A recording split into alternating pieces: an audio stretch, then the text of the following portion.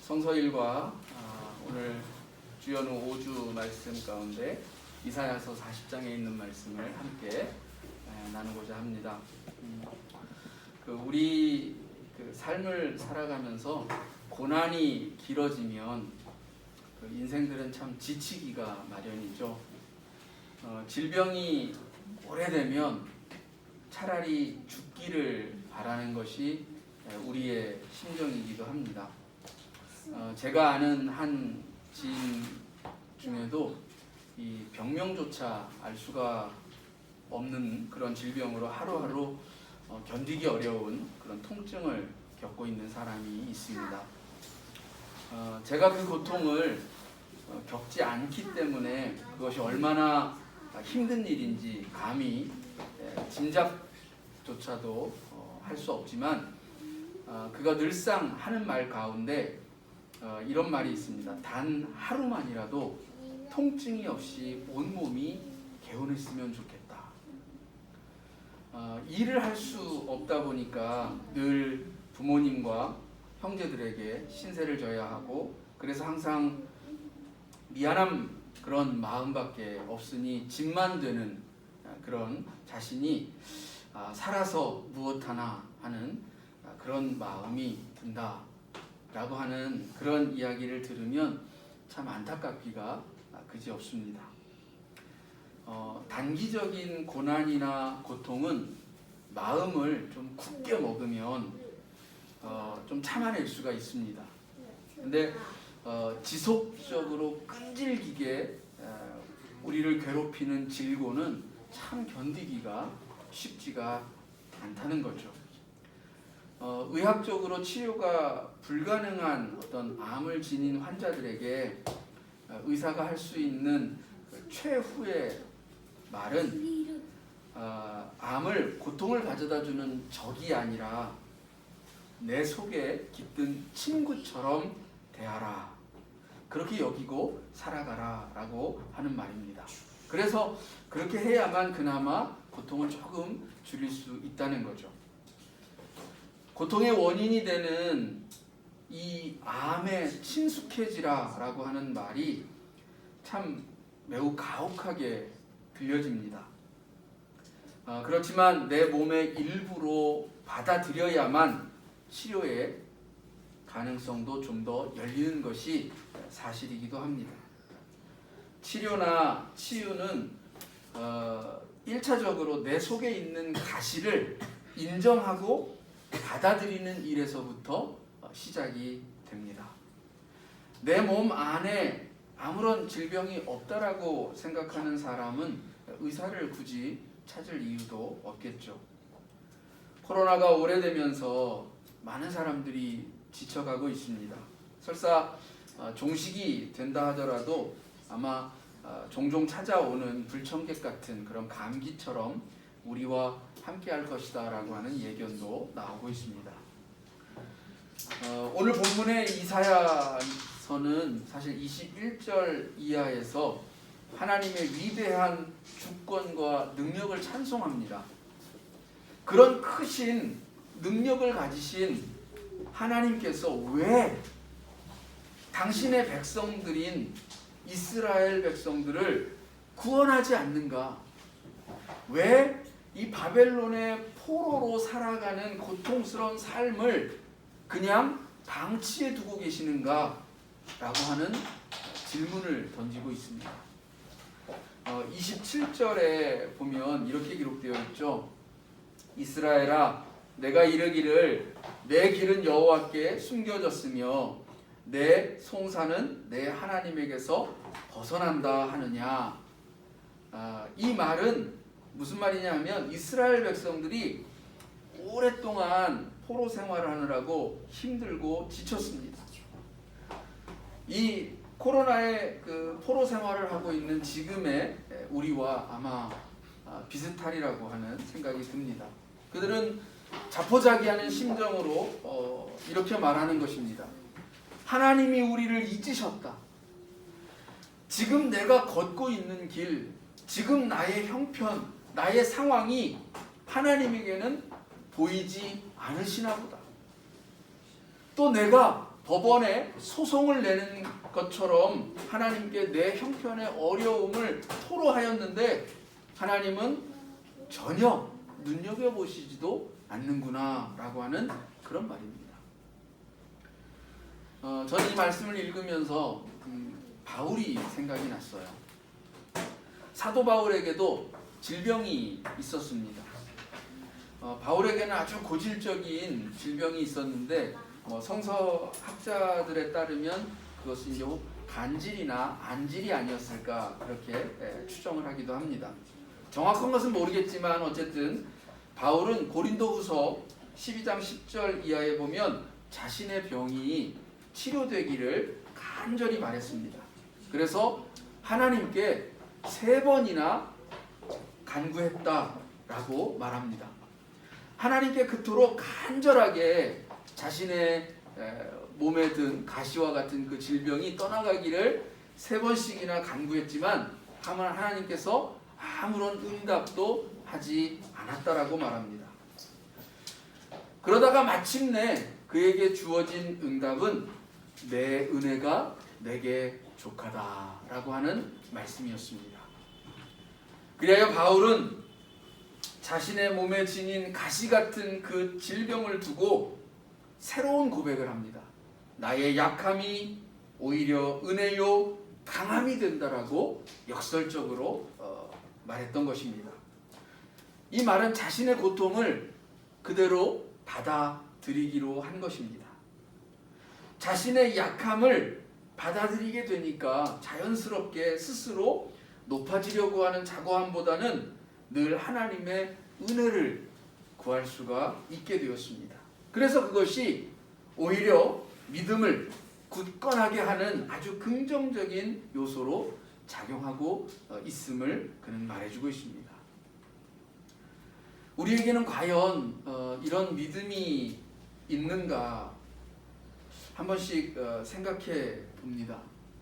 불편하고 고통스러운 통증이 속히 떠나가기만 하루에도 12번씩 기도하고 그 기도가 바울처럼 좌절이 된다면 우리는 어떤 반응을 보일까요?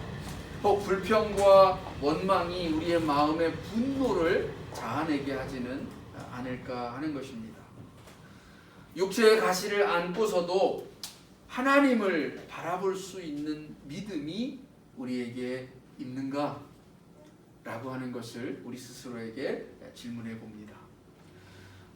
이어령 전 문화부 장관이 몇 해 전 하늘나라로 돌아간 자신의 딸 이민아 씨하고 마찬가지로 지금 암투병 중에 있는 건 알고 계시죠? 암 말기라 이제 사실 시한부 인생을 지금 보내고 계시는데 사실 암과 싸운다기보다는 말하기를 그것과 더불어 살면서 주어진 시간 동안 마지막 생에 대한 기록을 남기고자 힘겹게 글을 쓰고 있고 또 마지막 순간까지 글을 쓰고 싶다라고 하는 말을 했습니다. 작년에 아마도 자기 생전에 마지막 인터뷰가 될 것 같다라고 하면서 그 인터뷰를 행했는데요. 그 인터뷰에서 자신의 마지막 책은 그 제목이 탄생이 될 것이다 라고 그렇게 말을 했습니다. 죽음을 앞두고 있는 사람의 마지막 글이 탄생이라 라고 하니까 그 이유가 좀 궁금해졌습니다. 그래서 제가 좀 찾아보니까 그가 이제 말하기를 죽음을 두고 돌아간다라고 말하는 것이 참 기가 막히다라고 하면서 이 죽음의 시간이 가까워 올수록 죽음은 탄생의 시원으로 돌아가는 것임을 더욱 느끼게 된다. 그러니까 과학을 깊이 이해할수록 빅뱅의 순간은 바로 하나님의 천지 창조의 순간이었음을 깨닫게 된다라고 하는 그런 이야기를 했습니다. 탄생이 그토록 신비한 것이고 또 죽음은 그 탄생으로 다시 돌아감인데 왜 우리의 삶, 이 생이라고 하는 것은 도대체 괴롭다고 느껴지는가? 이러한 질문에 그는 이렇게 말을 합니다. 인간은 하나님이 아니고 인격과 신격은 엄연히 차이가 있는 것인데 인간은 가질 수 없는 것, 그것을 탐하기 때문에 괴롭다라는 것입니다. 즉 완전해지고자 하는 인간의 욕망이 스스로를 괴롭힌다라는 것이죠.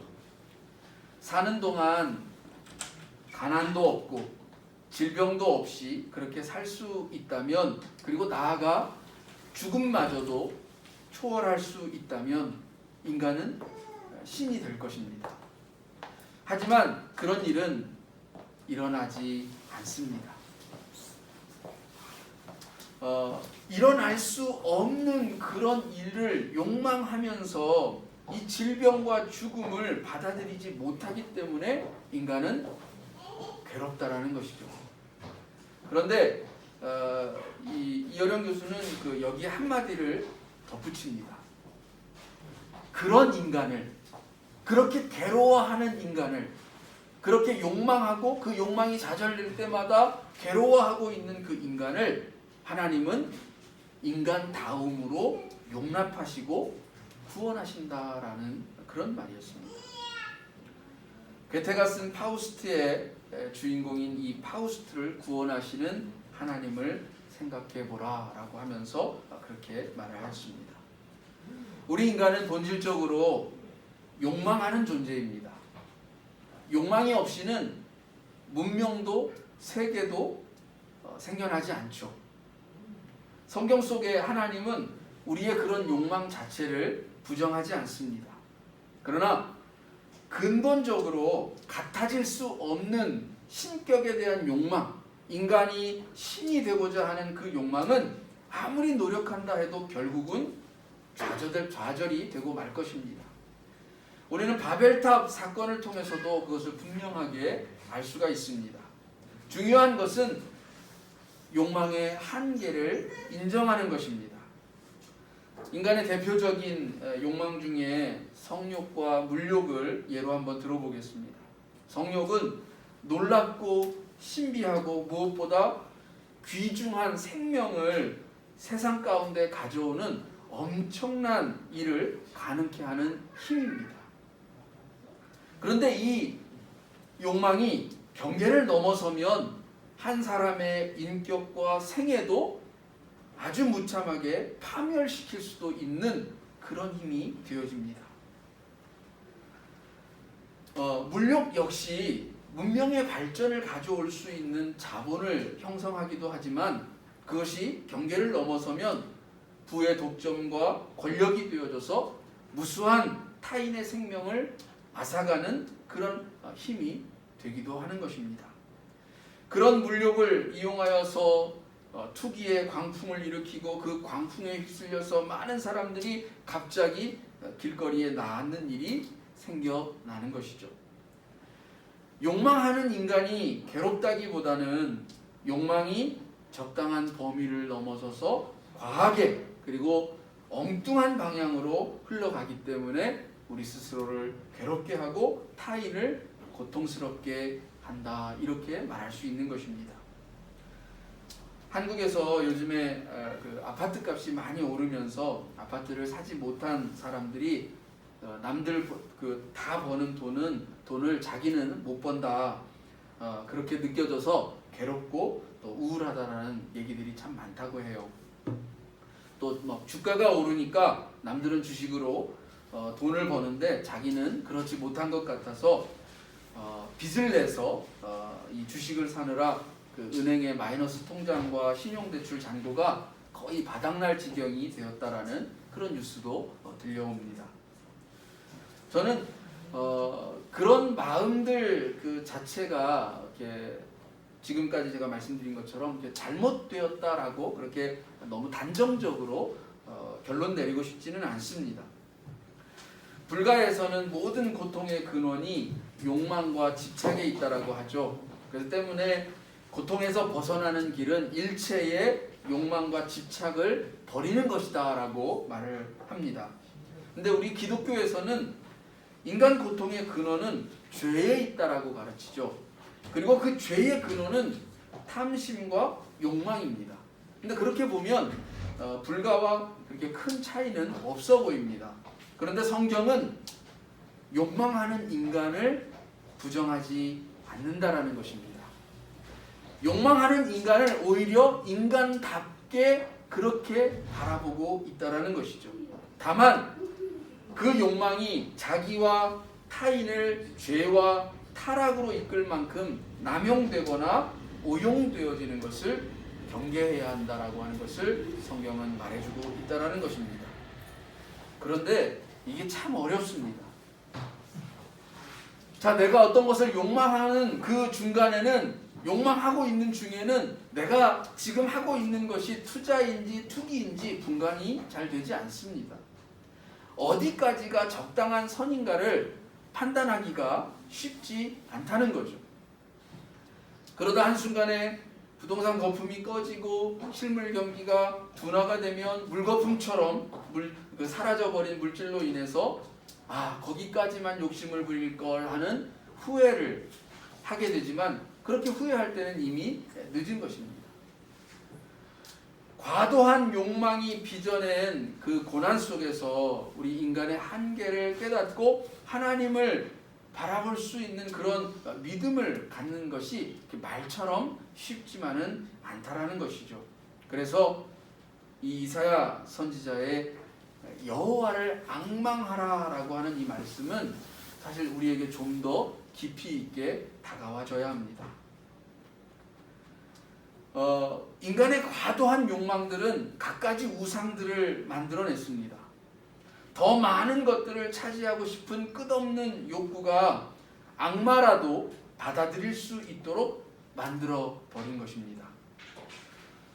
그 도박에 깊이 빠진 사람이 손가락 한두 개 잃어도 또 도박장으로 달려가는 것처럼 자기 영혼을 팔아서라도 이 세상의 기쁨을 누리고 싶은 것이 우리들의 제어하지 못하는 그런 욕망의 모습이기도 하다는 거죠. 그 속에서 인간은 고난 속으로 떨어져 내립니다. 이스라엘 백성들에게 바벨론 포로기는 바로 그렇게 찾아왔던 것입니다. 풍요를 가져다 준다면 바알 앞이라도 무릎을 꿇었습니다. 강성한 군대를 이룰 수 있다면, 그래서 남들을 침략하고 그것들을 노력해서 자기의 소유로 삼을 수만 있다면 마루둑이 됐든 아스다롯이 됐든 때로는 세트와 오시리스가 됐든 간에 거기에 머리를 숙였던 것입니다. 그러나 그렇게 욕망을 탐할수록 오히려 이스라엘은 더욱 급격히 멸망을 향해 나갔습니다. 마침내 찬란했던 하나님의 성전은 무너져 내렸고 하나님의 백성들이 살아가던 그 도성은 황폐케 되었습니다. 그들의 지도자들은 바벨론의 포로가 되어서 끌려갔습니다. 세월이 흐르고 세대가 지나도 변하는 게 하나도 없는 것 같습니다. 여전히 패배자로, 여기 끌려온 이류 시민으로 눈치 보면서 살아가는 그런 신세가 계속되고 있습니다. 70년입니다. 아무리 하나님을 불러도 대답이 없고 잠잠하기만 한 세월입니다. 죄악이 만들어낸 그런 비극이긴 했지만 그래도 이렇게까지 하나님이 우리를 내버려 두실 수가 있는가라고 하는 원망도 생겨날 수도 있었습니다. 절망과 낙담, 실망과 원망 속에서 이 답을 구하는 이스라엘 백성들에게 이사야 선지자는 먼저 하나님이 능력이 없어서 구원치 못하는 것이 아니라는 사실을 분명하게 선포합니다. 28절에 보면 이사야는 영원하신 하나님은 창조주가 되시고 그런 여호와는 피곤치도 않고 곤비치도 않고 그 명철함이 끝이 없다, 한이 없다, 이렇게 말하고 있습니다. 그러므로 우리의 하나님은 29절과 30절에서 밝히고 있듯이 피곤한 자에게 능력을 주실 수 있고 무능한 자에게 힘을 주실 수 있고 소년이라도 넘어지지 않게 하고 장정이라도 피곤하지 않게 하시는 분이 바로 하나님이라는 것입니다. 이사야서 59장 1절에서도 분명하게 말하기를 여호와의 손이 짧아서 구원하지 못하심도 아니요 귀가 둔하여서 듣지 못하심도 아니라. 능력이 한이 없으시고 우리의 모든 것을 듣고 보시는 하나님이 우리를 구원하지 않으심에 대하여서 우리는 어찌 생각해야 할까요? 성경이 가르쳐주는 한 가지, 그것은 바로 때를 기다리며 하나님께 대한 소망을 거두지 말라는 것입니다. 이것이 앙망이라고 하는 단어로 표현되어져 있습니다. 우리의 신앙의 여정, 또 인생의 여정 가운데서 고난을 만납니다. 그런 고난 가운데서 어느 정도 견디다가 자기가 판단할 때 이 정도면 됐어 라고 하고는 돌아섭니다. 그러나 우리가 기다리는 때는 우리 스스로의 판단에 의해서 이 정도면 됐다라고 하는 우리 스스로가 정한 때가 아니라는 것입니다. 하나님께서 이제 되었다라고 하시는 바로 그때를 기다리는 것이 바로 우리 고난에 처해 있는 성도가 지녀야 할 삶의 자세다라는 것입니다. 그때와 시를 우리는 알지 못하고 우리가 정할 수도 없습니다. 오직 그것은 하나님의 시간입니다. 그때까지 우리가 할 일은 오직 여호와를 앙망하는 것입니다. 근데 이 앙망이라고 하는 단어의 그 영어 표현은 이렇게 되어 있습니다. Looking up to with hope. 소망을 가지고 위를 바라보는 것. 이것이 바로 앙망이라고 하는 것입니다. 우리가 보기에는 또 우리의 지금 처해 있는 모습은 비록 하나님께서 잠잠하신 것 같고 우리를 듣지도 보지도 않으시는 것 같지만, 그러나 믿으라. 하나님은 우리를 보고 계시고 우리를 듣고 계시다. 하나님은 우리에게 대한 시선을 거두지 않으셨다라고 하는 것을 믿는 것. 그리하여서 그 소망을 하나님에게로부터 거두지 않는 것.